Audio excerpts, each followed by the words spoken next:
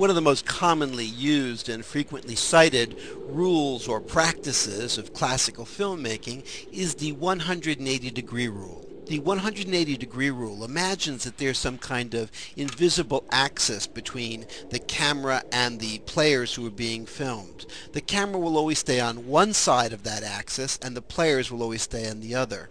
The belief was if the camera crossed that axis and went to the other side, suddenly people would switch positions. That is, people on the right would now appear on the left and vice versa. This is a practice that was established probably in Hollywood or in Western Europe sometime in the early part of the 20th century.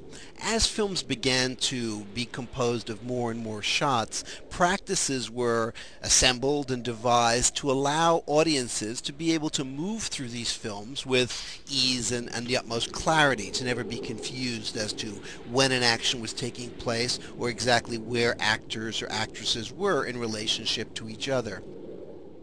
In this sequence from Harikari by Masako Kobayashi, one of the great directors of Japanese samurai and other films in the early 1960s, the gentleman who's been on the left has always remained on the left, but now he switches over, and because he does, Kobayashi gives us a re-establishing shot. We now see him on the right and the other gentleman on the left, and they'll retain these relative positions to each other until later on in the sequence they switch positions one more time, and once again Kobayashi will have to re-establish their positions vis-a-vis each other.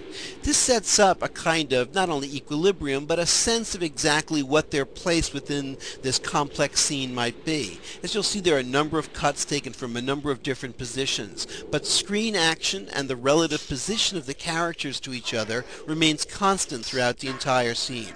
Here, of course, they switch again, and the gentleman who was on the right originally returns to his original position.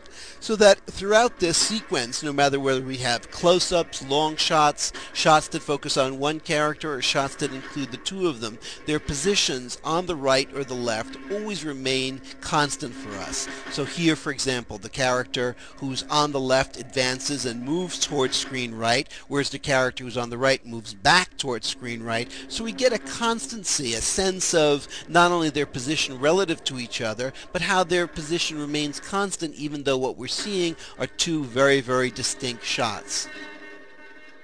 Naturally, if you look at enough classical films, you'll see many violations of the 180-degree rule, especially during fight sequences or combat sequences. But here, perhaps owing to the gravity of the circumstances and the gravity of the occasion, Kobayashi follows it faithfully.